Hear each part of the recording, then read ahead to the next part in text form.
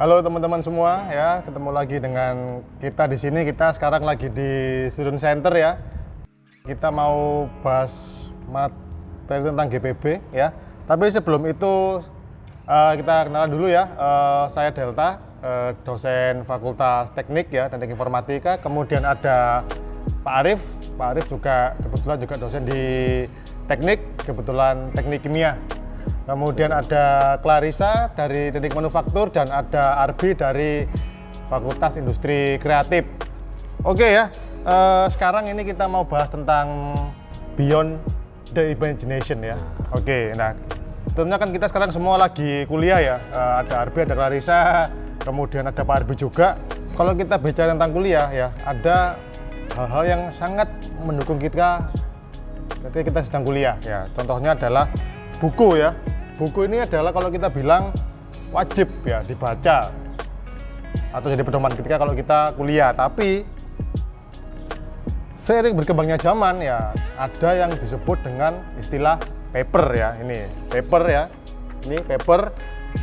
Paper bukan kertas ya. Memang paper itu artinya kertas. Nah, tapi sekarang kita coba kupas lebih dalam tentang paper itu. Jadi teman-teman jangan alergi tentang paper. Nah, oke sih, mungkin kita ke Pak Arif dulu ya. Menurut Pak Arif ya, kira-kira paper itu apa sih Pak? Iya, paper atau mungkin bahasa tepatnya artikel ya. Oke. Artikel di sini artikel ilmiah kalau kita persempit lagi di dunia edukasi atau di dunia pendidikan.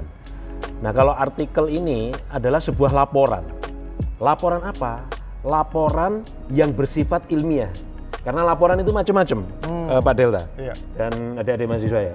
Jadi macam-macam. Ada misalnya saya laporan proses bisnis saya, itu laporan. Proses pekerjaan saya itu laporan. Tapi kalau artikel ilmiah di sini adalah laporan yang bersifat ilmiah, berbasis dasar-dasar teori yang jelas, baik itu dari hasil penelitian kita yang sifatnya itu bekerja di laboratorium atau diamati pengamatan di lapangan, ataupun hasil kajian literatur kita pada literatur primer atau yang biasanya disebut dengan literatur dari jurnal-jurnal. Nah, ini kita laporkan bagaimana artikel misalnya tentang pembuatan software tentang pengusaha startup misalnya ya. Untuk ini kajian teoritisnya bagaimana dari artikel. Nah, ini bisa kita buat tulisan atau kita meneliti ya memang membuat software gitu ya. Membuat software, bahasa mesinnya bagaimana, bahasa programnya bagaimana, berhasil itu yang seperti apa, ya kita laporkan, kita tuliskan. Maka itulah yang disebut dengan artikel ilmiah atau paper tadi Pak Delta. Terima kasih Pak Arif informasinya. Nah, sekarang kalau menurut Clarissa sih, bayangan awalnya gimana sih tentang paper itu? Kan kebetulan Clarissa juga sekarang lagi PKM ya, dan pasti outputnya juga bikin laporan ya. Ya gimana sekarang pendapatnya sendiri? Kalau menurut saya pribadi sih paper itu sarana ya. Sarana buat kita menuangkan ide-ide kita, inovasi kita. Dan yang jelas itu ditunjang dari sumber-sumber yang terpercaya, jadi divalidasi. Singkatnya sih seperti itu sih. Nah oke. Jadi gitu ya. Kemudian kalau Arbi ini kan kemarin terpilih mewakili Ubaya menjadi perwakilan jadi pemilihan mahasiswa berprestasi. Outputnya bikin paper juga kan ya? Nah gimana tuh waktu itu tuh paper? Kalau saya tambahkan sedikit dari Bapak dan Clarissa, jadi menurut saya paper itu merupakan ringkasan dari sebuah laporan penelitian. Jadi kemarin pada paper itu kita bisa memberikan argumen dan asumsi, tapi kita memiliki kaidah-kaidah tertentu yang kita bisa lihat gitu. Jadi bukan asal beropini, tapi kita punya base, kita punya dasar mengapa kita punya asumsi seperti ini, kita bisa mempertanggungjawabkan lewat paper. Jadi adalah namanya daftar pustaka seperti itu dan lain-lain. Kurang lebih seperti itu Pak. Oke. Jadi sudah familiar ya dengan paper ya. Paper, nah oke. Nah tadi juga sempat disinggung bahwa paper itu harus terpercaya. Betul. Nah teman-teman sekarang kan juga mungkin pasti punya sosmed nih, ya kan? Ya, punya kan sosmed kan? Nah, sekarang gimana sih pendapatmu tentang informasi yang beredar ya di sosmed? Nah, itu kan juga salah satu sumber informasi dan bisa juga itu hoax. Betul. Nah, sekarang gimana sih menurut Arbi sama Clarissa, menurut teman-teman sebenarnya hoax itu apa sih sebenarnya? Dari saya dulu. Boleh. Mungkin maksud hoax itu kalau satu kata sih, kalau satu kalimat bisa dimaknai dengan berbohong. Menurut KBBI, kalau saya searching baca di KBBI, hoax itu merupakan sesuatu pernyataan rekayasa yang dibuat secara rekayasa untuk menutupi sesuatu yang aslinya gitu Pak. Nah, jadi kita sebagai mahasiswa untuk sekarang harus pintar-pintar, bukan kita hanya membaca lewat satu sumber, kita langsung percaya pada informasi. Kita kan banyak internet kita bisa gunakan, sekarang udah zaman makin maju, kita bisa searching, browsing, jangan sampai kita hanya melewat satu pintu gitu, mendapatkan informasi atau sumber data untuk memastikan itu hoax atau bukan. Dan kita juga bisa menganalisis apakah itu benar. Jadi satu kata hoax itu merupakan informasi yang bohong gitu loh Pak, informasi yang tidak dapat dipercaya. Seperti itu sih kok dari saya. Oke, thank you Arbi. Nah, sekarang Clarissa nih, gimana nih? Tadi sudah Pendapatnya? dijelaskan Oh, udah jelaskan semua ya? Tapi yang jelas dari yang saya tahu, kan kita juga lihat media sosial ya, kebanyakan kalau misalnya ada berita hoax, ujung-ujungnya biasanya tujuan mereka kan ke arah yang negatif, kayak memicu perkelahian, kayak penipuan dan kawan-kawannya. Jadi ya benar katanya Kak Arbi tadi, kita harus benar-benar bisa nyeleksi yang mana yang benar, yang mana yang salah, jangan ditelan mentah-mentah semua. Betul. Seperti itu. Kalau tadi saya tangkap dari Arbi sama Clarissa, hoax itu mungkin dalam arti sebenarnya mungkin kebohongan, tapi sebenarnya bisa luas ya, artinya. Betul. Nah, sekarang gini Pak Arif, kalau kita bicara tentang hoax, nah bisa nggak itu terjadi dalam paper? Ya, nah gini, saya Atau sedikit menambahkan gambaran hoax itu ya. Hoax itu bohong, bahasa singkatnya gitu ya. Tapi dalam beberapa hal, kadang hoax itu tampak seperti betul, ya, tampak seperti betul. Mereka landasan teorinya itu betul. Nah, Betul itu hoax, dia hoax. Tapi kalau kita kaji secara teoritis betul itu. Nah, jadi mungkin perlu ditambahkan tadi dari Mas Arbi sama Mbak Clarissa. Jadi hoax di sini tidak hanya berbohong, tetapi kalau yang viral sekarang ya, masalah Omnibus Law, itu disinformasi. Artinya gini, dia secara teoritis betul, tetapi secara fakta itu salah atau tidak seperti itu. Contoh seperti kasus Omnibus Law ya, yang mereka mencatut atau mensitasi sebuah artikel dalam media sosial. Itu kan ditulis bagus sekali, kalau mungkin nggak tahu ada adik mahasiswa ini membaca nggak ya artikel itu. Saya baca itu, oh iya ini dihilangkan, ini tidak ada. Tapi setelah diklarifikasi kepada pihak yang terkait dalam ini pemerintah ya dan DPR, ternyata poin-poin di sana itu tidak betul gitu ya. Nah itu kalau kita tidak tadi dikatakan Mas Arbi merecek ya, dan sekarang itu ada Google ataupun yang lain lah, search engine yang lain, kita bisa cek dari kementerian ini betul nggak ini ya. Website kementerian itu kalau hal penting itu pasti dia akan dimuat gitu ya. Nah kalau dalam artikel pun seperti itu. Kadang makanya ini hoax itu harus dibatasi juga. Kalau di dalam di dalam dunia ilmiah mungkin hoax itu terjadi, pertama bisa jadi itu disengaja. Disengaja. Artinya gini, kalau ngomongnya disinformasi ya. Ya ini kita jujur aja ya, adik-adik mahasiswa ya. Banyak mahasiswa yang penelitian itu kadang datanya hoax. nah ini loh. Ya, ini jujur aja sudah. Ya, banyak itu mahasiswa yang ya karena ngejar cepat lulus, ya datanya sedikit miring-miring, kalau dibahas wah susah. Sedikit dimodifikasi. Ini itu kan juga hoax. Betul. Jadi seperti itu terjadi juga gitu ya. Tetapi ada yang tidak disengaja Pak Dekta. Tidak disengaja adik-adik ya. Jadi mereka seperti saya ini, saya meneliti material fotokatalis. Saya ada data-data ini, tapi untuk menganalisa fenomena ini, data-data ini, kita di Indonesia atau di Ubaya mungkin belum punya instrumen yang memadai, sehingga data itu mungkin kurang presisi ya. kurang presisi atau harusnya dibacanya itu 20 tapi karena saya tidak punya alat menyimpangnya jauh. Sehingga saya report. Nah ini saya tidak sengaja sebenarnya ini membuat hoax. Padahal ada artikel-artikel lain di luar sono yang alatnya sudah bagus, dia menyajikan secara benar. Gitu ya. Nah ini sebenarnya, tapi ini kan bukan keinginan saya untuk membuat hoax, tapi karena keterbatasan. Gitu ya. Tapi kalau yang tadi itu jelas hoax itu, ya dia mendisinformasi data. Gitu ya. Nah, jadi bukan hanya sekedar bohong ya hoax itu, tapi mendisinformasi data ataupun fakta. Nah itu juga masuk hoax Pak Delta. Oke. Seperti itu. Ya, terima kasih ya Pak Arif dan teman-teman sekalian. Nah, tadi kita udah bicara tentang hoax, kemudian tentang paper, artikel. Nah, sekarang gini Pak Arif. Nah, Ya. Sekarang kan lagi tren ya, daring, online, berbagai macam kompetisi ada. Ya, betul. Nah, kira-kira ada nggak sih wadah ya buat teman-teman mahasiswa kita ini untuk menyalurkan ide atau gagasannya? Karena kan teman-teman ini kan masih muda, eranya sudah era yang serba digital ya, industrial 4.0. Nah, kira-kira ada nggak sih wadah buat teman-teman itu menyampaikan ide atau gagasan-gagasan yang mungkin brilian? Nah, ada nggak sih, Pak Arif? Iya, kalau di Indonesia banyak ya, banyak. Dan di Ubaya sendiri sudah ada, dan kita harusnya, saya secara pribadi apresiat terhadap Ubaya ya, yang memfasilitasi mahasiswa itu untuk menyampaikan pemikiran-pemikiran, ide-idenya dengan melalui PIMUS ya. Nah, PIMUS itu merupakan menurut saya kawah candera di muka bagi mahasiswa yang apalagi mulai tahun pertama Pak Delta.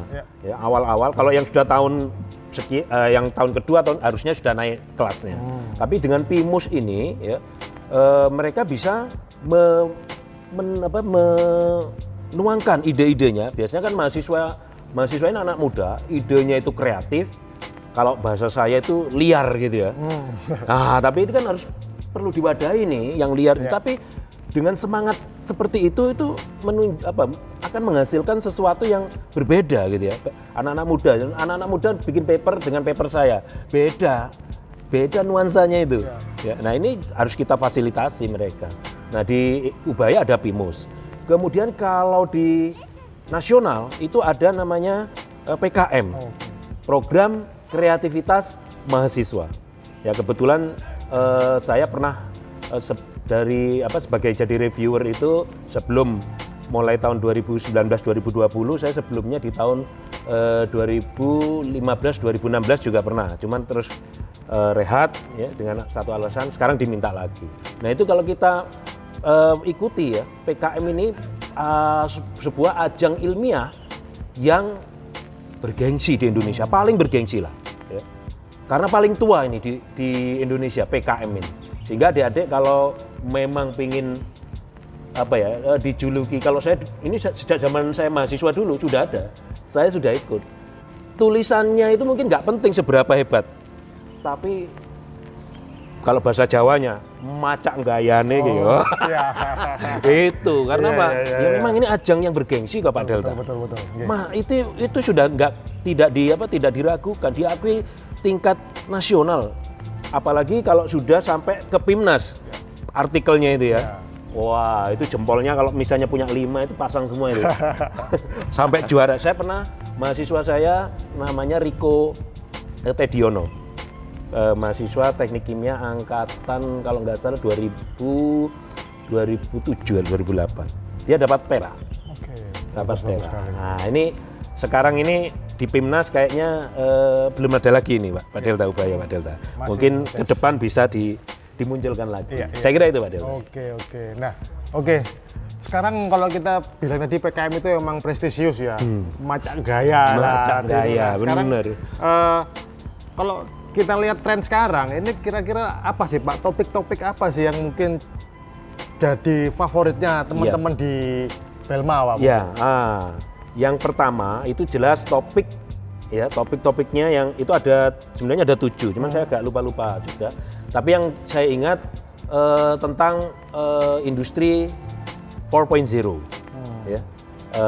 Ini pasti optimalisasi dari teknologi IT dan robotika.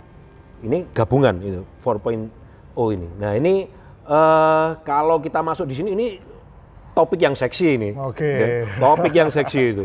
Itu yang pertama. Kemudian yang kedua, topik ketahanan pangan. Oke. Ya, ketahanan pangan. Ketahanan pangan itu kalau ngomong ketahanan pangan adik-adik, jangan image-nya terus wah ini pertanian. Wah ini pertanian. Enggak.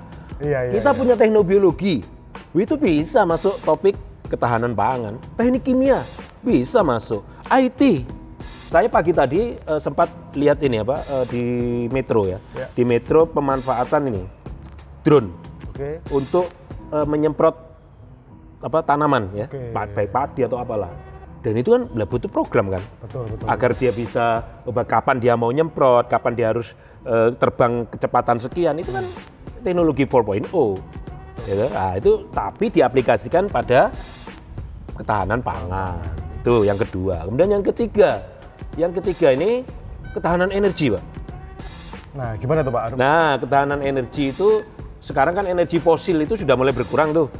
Baik batu bara, minyak bumi, gas itu sudah mulai berkurang. Nah, sekarang mulai dimunculkan energi terbarukan. Angin, matahari, kita itu kaya daerah tropis ini ya, dengan energi itu. Kemudian laut gitu ya, air.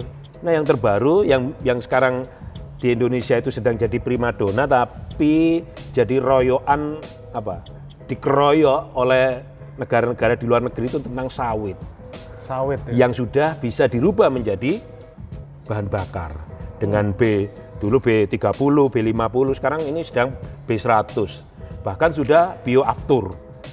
Nah ini orang-orang Amerika, Eropa itu terkaget-kaget yang dulunya mereka memblok ya, artinya memblok agar sawit ini tidak bisa dijual keluar. Ternyata dirubah menjadi ini, mereka terkaget-kaget, mau tidak mau mereka juga beli. Gitu. Nah ini sesuatu yang seksi juga. Kemudian yang terakhir tentang dari 7 itu yang saya ingat itu tentang social engineering. Social engineering ini mungkin kalau di luar negeri sudah berkembang lama ya. Tapi di kita itu yang dimaksud dengan social engineering itu ya menciptakan sistem-sistem kehidupan di masyarakat. Misalnya kalau kita bicara sistem pembelajaran daring ya, itu kan sekarang itu fenomena ada. Guru-guru itu kan dan murid kan tidak familiar dengan pembelajaran daring ya. Nah itu kan butuh rekayasa terhadap tidak hanya teknologinya, tapi terhadap orang-orangnya itu juga perlu direkayasa. Jadi kira-kira 4 ya, dari 7 itu saya yang ingat 4 itu bisa diangkat sebagai topik-topik dari artikel-artikel ilmiah atau penelitian dari mahasiswa. Saya kira itu sangat menarik, Pak. Gitu. Luar biasa sekali ya dari Pak Arif ya. Nah ini kita masuk dulu nih ke Arbi nih. Nah Arbi kemarin Filmapres bikin paper kan ya? Nah tolong dong cerita dong gimana proses menemukan idenya sehingga Arbi bisa bikin paper tuh. Ya, jadi cerita sedikit bagaimana proses seperti itu. Jadi di sana saya banyak sekali mendapatkan pelajaran baru dalam sebuah paper, yang dimana ketika pembuatan sebuah paper itu kita benar-benar harus memperhatikan kaidah-kaidah yang pertama dan membaca apa yang diinginkan oleh platform yang mengadakan lomba. Kita harus pahami dulu. Pertama, paling awal pahami dulu kita mau buat apa sih yang diminta. Kita baca dengan teliti, kita paham, baru setelah itu kita kerjakan. Dan dalam pengerjaan sebuah paper ada kaidah tentunya. Itu yang kita harus benar-benar kita lihat kaidah-kaidahnya seperti apa. Dalam arti kemarin saya sampai belajar contoh seperti ternyata dari paper tuh ada cara mengutip sesuatu seperti apa, cara pengambilan penyebutan kata, semisal saya ingin menuliskan saya ingin membuat produk kendaraan, ternyata penyebutan saya bisa digantikan dengan kata penulis ingin membuat seperti itu, kata saya dapat digantikan dengan penulis. Banyak sekali yang saya dapat seperti itu singkatnya. Oke. Terima kasih, ini banyak pengalaman juga ya. Iya, banyak pengalaman. Bikin paper. Nah, betul. Tadi topik-topik yang hangat tadi yang sempat dikupas oleh Pak Arif ya. Tadi ada topik IT, kemudian ada lagi ketahanan pangan ya, kemudian energi. Nah itu kan kalau saya pernah baca juga itu juga termasuk di SDGs ya Pak Arif ya, social Sustainable Development Goals ya. Goals, Jadi ada banyak sekali, termasuk ada kesehatan, ada pangan, energi, kemudian ada IT juga. Nah, saya mau tanya nih Pak Arief, kalau kita bicara tentang penelitian nih, Iya. nah kalau dalam mindset kita mungkin ya kebanyakan kalau peneliti itu harus di lab. Nah itu gimana itu Pak Iya. Arief ya? Iya, kalau penelitian itu harus di lab, ya tergantung penelitiannya apa. Nah, Gitu. iya. Mungkin kalau penelitian saya saat ini itu masih dalam tahap penelitiannya harus di lab, karena ini masih kajian dasar gitu ya, dasar tentang bagaimana membuat fotokatalis itu dalam skala lab, bagaimana kinerjanya diukur, dia mampu membunuh bakteri, membunuh virus, mendegradasi atau menghilangkan polutan senyawa organik, zat warna dan sebagainya itu dari skala lab. Tapi nanti pada tahap aplikasi ini saya harus sudah turun ke, misalnya kalau diaplikasikan di industri pengolahan limbah, ya saya harus turun di sana. Dan itu alatnya sudah bukan kecil-kecil lagi, itu harus namanya prototype. Ya. Nah, prototype itu sudah agak gede, jadi tidak harus di lapangan, di lab. Tapi ada juga riset yang memang sejak awal harus di lapangan. Itu misalnya teman-teman yang sosial humaniora ya. Wah itu misalnya mau mengamati perilaku konsumsi masyarakat di masa pandemi.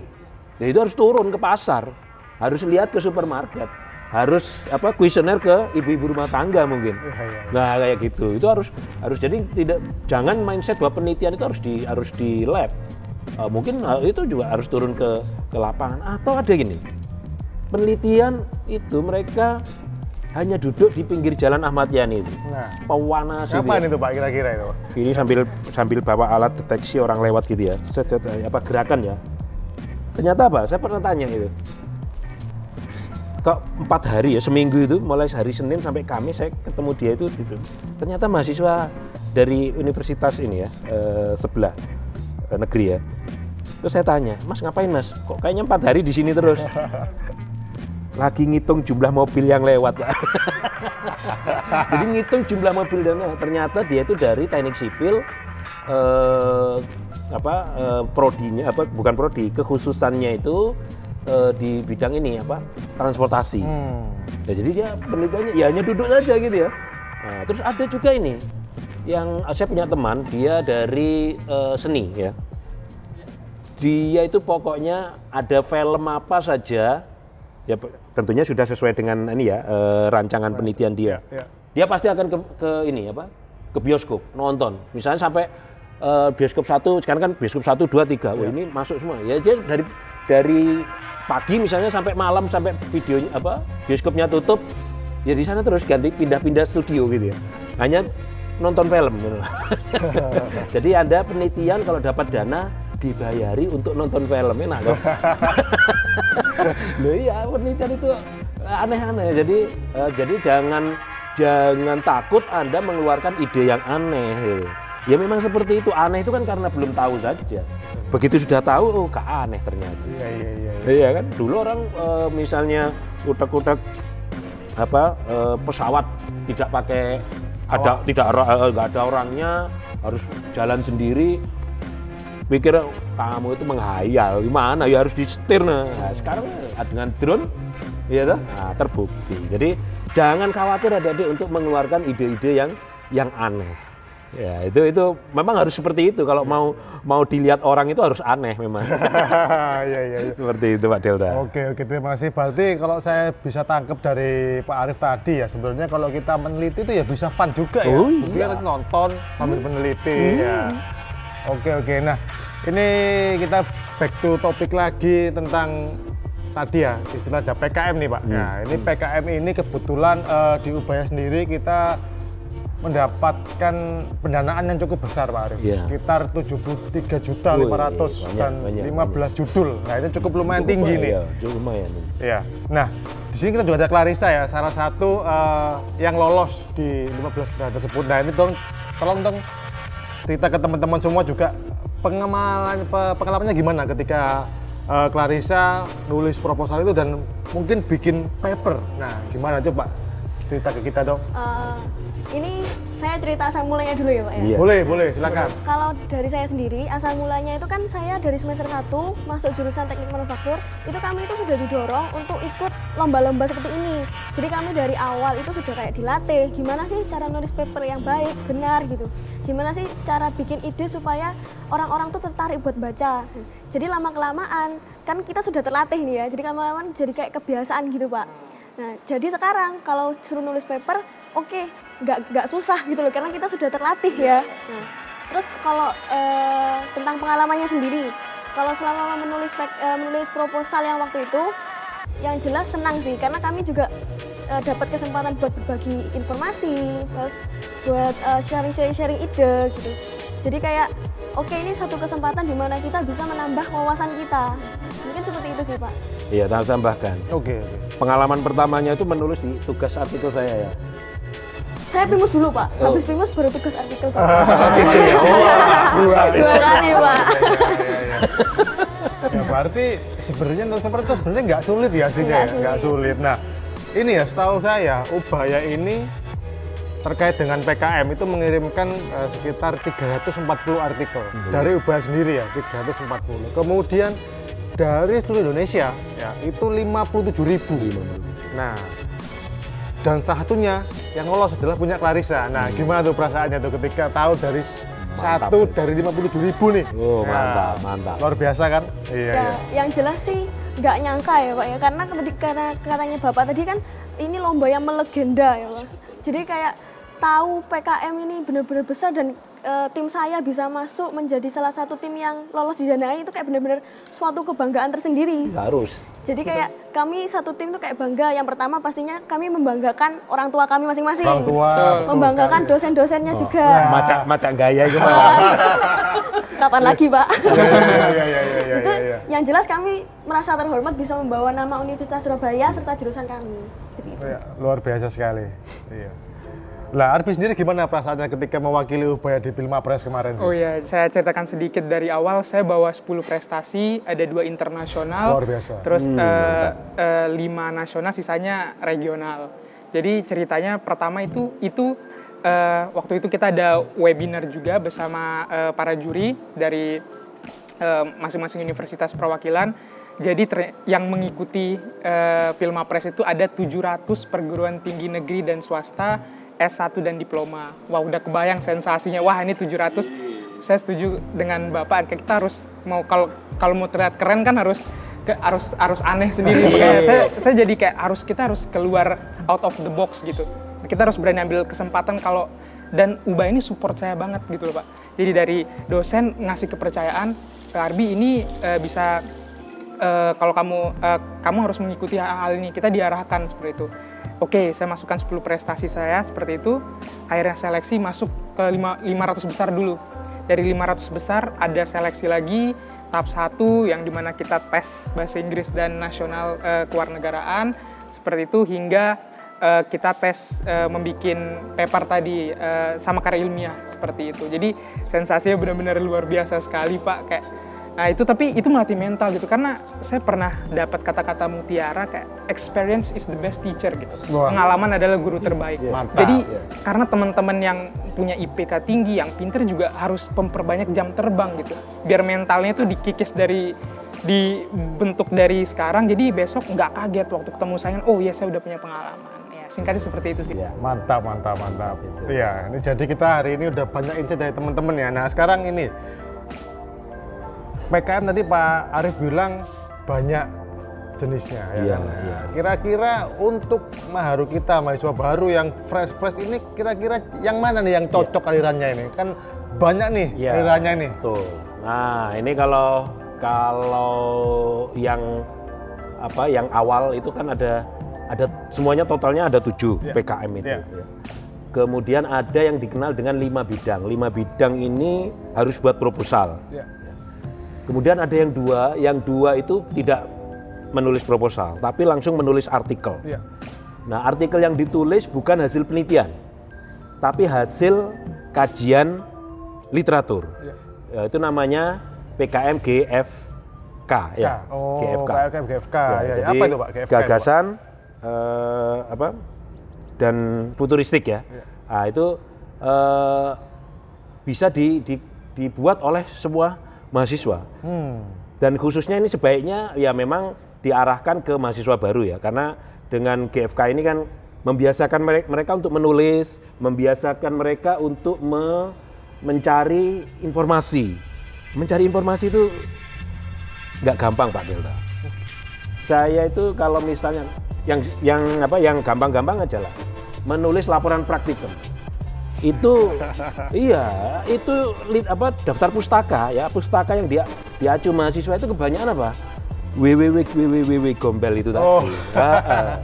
Iya. Padahal kalau mau artikel ilmiah itu sebenarnya bukan dilarang, itu harus selektif dan tidak boleh banyak. Yang banyak harus artikel kata istilahnya data sekunder ya.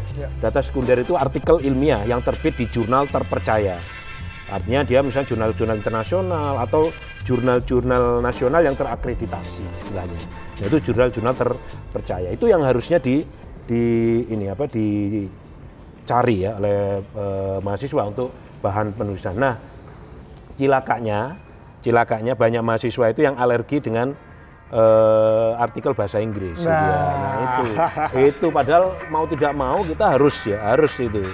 Jadi bagi adik-adik mahasiswa, Anda mau diminta membaca artikel bahasa Inggris itu bukan berarti Anda harus master dalam bahasa Inggris dulu, nggak perlu. Jadi nanti ya pengalaman saya, ya baca aja dulu. Nanti awal-awal memang harus buka kamus. Tapi lama-lama kalau itu sesuai dengan bidang kita, itu kita bisa menerka apa maksud dari tulisan ini. Seperti itu. Jadi nggak usah khawatir adik-adik mahasiswa. Jangan takut dengan namanya artikel dari jurnal bahasa Inggris. Nah, ya nggak usah takut ya. Jadi itu mungkin yang bisa dimanfaatkan oleh adik-adik mahasiswa baru. Kalau yang satu itu untuk PKM artikel ya, AI artikel ilmiah itu sudah hasil penelitian Pak. Jadi memang untuk mahasiswa-mahasiswa yang sudah tahap akhir ya, sudah tahap akhir, sudah penelitian, sudah menghasilkan paper, nah itu. Tapi kalau untuk yang mahasiswa baru, rasanya kalau mau maju sendiri ya, artinya dia sebagai ketua dengan tim teman-temannya itu GFK. Tapi bisa juga mereka masuk ke tim yang PKM 5 bidang. Bisa dia menjadi ketua kalau dia di SMA-nya sudah punya pengalaman. Tapi kalau belum, boleh istilahnya itu apa? Merguru. Merguru sama seniornya. Misalnya tahun depan nih Arbi dan Clarissa ngajukan lagi nih. Nanti ada adik mahasiswa baru itu bisa nih deketin Kak Clarissa ya. Atau Kak Arbi bilang, Kak saya diajak masuk timnya dong. Nah, seperti itu ya nggak apa-apa. Ini bukan berarti mengemis, tapi kita mau belajar. Ini namanya cara belajar.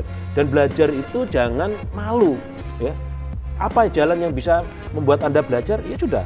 Jadi mahasiswa baru bukan berarti tidak bisa ikut yang 5 bidang, Pak. Tapi memang sepengalaman saya jadi reviewer itu biasanya memang mereka hanya tim supporting ya, anggota. Ketuanya biasanya ya yang tahun kedua, tahun ketiga Pak Delta. Jadi seperti itu. Tapi kalau yang pede ya, saya ingin maju sendiri, ya sudah ikut yang GFK dulu. Karena kalau misalnya PKM penelitian juga nanti kesulitan mereka. Bukan berarti tidak bisa ya. Kalau mereka punya effort yang kuat ya bisa. Nanti disupport oleh dosen. Dosen-dosen Ubaya ini sangat support kok dengan mahasiswa yang ingin seperti itu. Saya kira itu Pak Delta. Oke, jadi untuk teman-teman semua ya, jadi kalau nanti kita dengar dari penjelasannya Pak Arief ya, berarti GFK ini yang paling cocok ya, karena bisa dimulai dari level yang paling dasar, jadi based on literatur yang sudah ada, kemudian membuat sesuatu ya. Jadi kemudian kalau nanti kita udah bicara lama ini, kalau saya tangkap sih kita sebagai kaum akademis ya atau siklus akademika ini nggak bisa lepas ya dari paper ya. Contohnya di Clarissa dari awal udah kena PIMUS, kena bikin paper, kemudian PKM, kemudian nanti juga ketika kalian mau akan lulus juga pasti akan bikin yang namanya penelitian ya, bikin paper juga. Nah ini ya, sebelum pertemuan kita berakhir mungkin dari Pak Arief, kemudian Clarissa dan Arbi mungkin bisa nih memberikan motivasi nih, kata-kata terakhir untuk teman-teman kita nih untuk start mulai bikin papernya ya. Monggo. Ya, dari saya dulu Pak Delta ya. Ya, siap, siap. Ya, jadi untuk adik-adik mahasiswa yang tadi kalau sudah punya keinginan untuk menulis artikel, sudah lakukan. Apa yang harus dilakukan? Buat desain yang mau ditulis, cari tahu informasi-informasinya, bisa tanya dosen, teman atau Mbah Google, langsung do the best. Jangan tunggu besok, semester depan, tahun depan, atau malah sampai lulus malah nggak jadi-jadi. Nah, Ya. Segera lakukan yang terbaik. Itu menurut saya. siap. Terima kasih Pak Arif. Mbak Lisa? Oke, saya ya. Ya. Oke, buat teman-teman Maharu 2020, aku cuma pengen nyaranin kalian supaya seperti saya, kalian membiasakan diri kalian dari sekarang bikin paper ya Pak ya. Jadi kalian tuh bisa terbiasa dan kedepannya itu bakal lebih ringan. Karena dalam kehidupan perkuliahan ini kalian pastinya bakal banyak menemui hal-hal yang bersangkut pautan dengan paper. Entah itu tugas, bener ya Kak ya? Betul. Entah itu nanti lomba-lomba. Yes. Oke, terus selanjutnya aku juga pengen encourage kalian buat ikut lomba-lomba yang ada. Jadi kalian bisa menambah wawasan kalian, menambah pengalaman kalian, dan bahkan kalian juga bisa membawa nama universitas kalian, dan kalian bisa yang tentunya membanggakan orang tua kalian. Mungkin seperti itu sih. Oke, thank you Clarissa. Oke, Arbi? Ya dari saya ingin mengutip suatu kata mutiara dari Presiden Republik Indonesia yang pertama, Insinyur Soekarno. Beliau berkata, apabila ingin mutiara yang begitu mempunyai nilai, kalian jangan takut menyelam ke dalam lautan yang dalam. Nah, saya mengibarkan UBA ini adalah lautan ilmu pengetahuan yang sangat luas dan dalam. Maka teman-teman harus berani terjun ke dalam untuk mengambil mutiara-mutiara ilmu seperti dari PKM, dari PIMUS, ataupun dari organisasi. Kebetulan saya juga ikut organisasi di sini.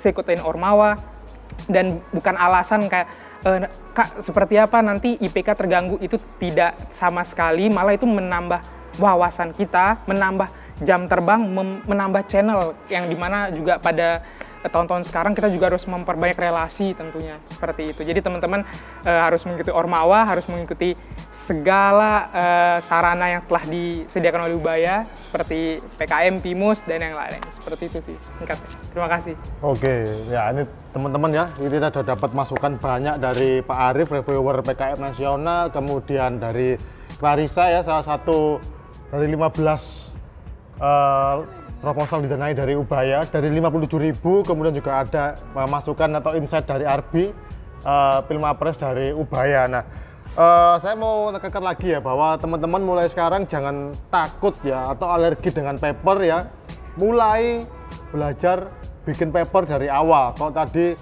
Pak Arif sudah menyampaikan bahwa paper atau artikel ilmiah itu adalah laporan dari pembuat sesuatu lah. Ini kalau kita lihat contoh nih, ini ada bungkus mie ya, mie instan ini ya, ini ada cara penyajian, informasi gizi, komposisi lah. Ini juga hasil riset ini hasil penelitian. Jadi semua yang kalian ada, kalian cek belakangnya ini adalah hasil riset, kemudian disajikan. Nah, ini adalah salah satu contoh ya, Jadi banyak, nggak mesti harus pakai bungkus ini juga ya. Tapi sebenarnya itu bisa dituliskan menjadi hasil laporan penelitian, apapun itu ya. Jadi kalau saya bisa rangkum juga dari teman-teman yang sudah hadir saat ini adalah bahwa yang kita laporkan itu kan nggak mesti berhasil Pak ya. Ya, jadi kita bisa melaporkan kegagalan. Nah, kenapa itu bisa gagal? Itu yang dianalisa. Oke, mungkin sampai di sini ya pertemuan kita. Saya ucapkan terima kasih banyak kepada Pak Arif, ya, sama-sama, reviewer nasional, kemudian ada Clarissa dan ada Arbi. Jangan takut bikin paper, mulai start dari sekarang. Sip. Thank you.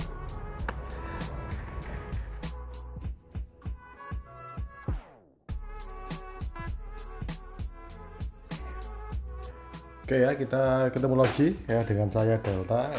Setelah teman-teman tadi melihat video tentang Beyond Imagination ya, outputnya adalah teamwork juga. Ya, outputnya salah satunya adalah ini ya, untuk PKM GFK atau gagasan futuristik konstruktif. Nah, apa itu ya? Oke ya, jadi tujuannya PKM GFK ini untuk apa sih? Untuk meningkatkan imajinasi ya, kemudian persepsi serta nalar. Nah, apa yang kita coba untuk kupas? Nah, yang akan coba kita kupas di sini adalah ini pencapaian SDGs di Indonesia ya. SDGs itu adalah Sustainable Development Goals. Nah, Ada banyak isu yang tercantum di SDGs, salah satunya adalah 17 ya, Sustainable Development Goals ya, dan ada isu nasional untuk Indonesia sendiri ya. Nah, untuk 17 SDGs antara lain adalah no poverty, kemudian zero hunger, good health and well-being, quality education, gender equality, clean water and sanitation, affordable and clean energy, decent work and economic growth, industry, innovation and infrastructure, reduce inequalities, sustainable cities and communities, responsible consumption and production, climate action, life below water, life on land, peace, justice, and strong institution. Yang terakhir adalah partnership for the goal ya. Jadi teman-teman bisa membuat sebuah imajinasi kreatif ya dari 17 topik ini secara umum. Kemudian untuk isu Indonesia sendiri ya, antara adalah korupsi, narkoba, NKRI, bencana alam, bahasa daerah, dan konservasi satwa liar. Jadi teman-teman diharapkan bisa membuat proposal yang nanti outputnya adalah video dan poster tentang topik yang tadi ya, topik 17 SDGs atau isu nasional ya. Ya, untuk proposal sendiri ya ditulis menggunakan Times New Roman ya, ukuran 12, spasinya 1,15, ukuran kertas A4, margin kiri 4, margin kanan atas bawah masing-masing 3 cm ya. Kemudian untuk sampul sampai daftar isi hurufnya pakai Romawi ya, I2, I3 dan seterusnya. Kemudian untuk halaman utama sampai lampiran itu pakai angka Arab 1, 2, 3. Nah, kontennya apa? Yang pertama jadwal kegiatan ya. Kemudian bab 2 itu link video YouTube ya. Kemudian yang ketiga adalah sinopsis konten yang kalian buat sesuai dengan tema yang sudah kalian pilih ya. Itu maksimal 500 kata. Itu untuk proposalnya. Sedangkan untuk videonya yaitu durasinya dari mulai 3 menit, minimal 3 menit sampai maksimal 7 menit. Nah, apa yang bisa kalian buat di situ? Bisa pakai gambar bergerak, foto, animasi, video klip, film pendek, musik atau kombinasi ya. Jadi untuk pembuatan videonya kalian bebas menggunakan apapun yang kalian bisa. Yang jelas dari konten tersebut itu mewakili tentang isu apa yang kalian kupas, kreativitas apa yang kalian coba kembangkan menggunakan SDGs. Jadi imajinasinya misalnya nanti ada life below water. Nah, misalnya kalian bikin video imajinasi ya, dimana kita manusia itu bisa hidup di bawah air, misalnya kayak di SpongeBob ya, rumahnya Sandy ya, ada kubusnya, ada kubahnya segala macam. Itu kreativitas kalian ya. Didukung dengan apa? Otomatis kreativitas kalian yang kalian buat itu tidak imajinasi yang liar ya, atau yang pokoknya imajinasi yang terlalu fantasi, tetapi juga imajinasi kalian harus didukung dengan apa? Dengan riset-riset terkini. Misalnya bisa pakai apa, kemudian misalnya teknologi apa yang sedang dikembangkan. Jadi imajinasi yang kalian buat itu ada base-nya, ada dasarnya. Jadi tidak imajinasi yang sangat-sangat liar ya, fantasi, tapi ada dasarnya, ada teorema dasarnya, ada teori dasarnya. Jadi ada platformnya ya. Jadi GFK ini adalah kalau kita buat atau kita realisasikan itu memakan waktu yang cukup lama, 10 sampai 20 tahun lagi. Nah, oleh karena itu imajinasi yang dibuat itu harus ada nalarnya. Selain video ya, buat juga poster ya. Formatnya A3, kontennya bebas sesuai dengan tema yang kalian buat di poster tersebut. Nah, jadi itu aja sih. Jadi untuk Beyond Imagination ya, ada proposal untuk membuat videonya, kemudian ada videonya, dan ada posternya ya. Jadi itu. Jadi secara keseluruhan itu yang harus teman-teman buat ya. Jadi imajinasi ya, nalar, persepsi yang kreatif ya, menggunakan pengetahuan terkini atau riset terkini untuk masa depan ya, untuk future ya. Oke, jadi topiknya selain SDGs bisa mengambil isu nasional ya. Mungkin dari saya cukup segitu ya tentang penjelasannya. Jika ada mau ditanyakan silakan nanti ditanyakan di fasilitatornya. Oke, terima kasih.